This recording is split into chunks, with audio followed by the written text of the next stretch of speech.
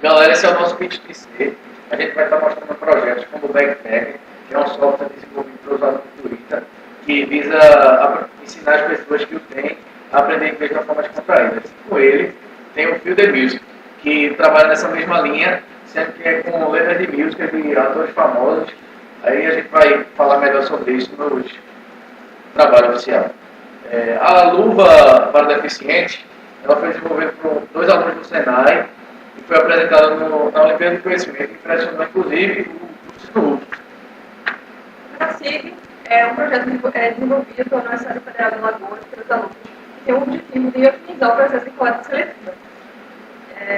Também vamos apresentar um pouco sobre o ITABIS, que é uma equipe formada pelos alunos do ITA, que tem o objetivo de desenvolver jogos e aplicativos para competições.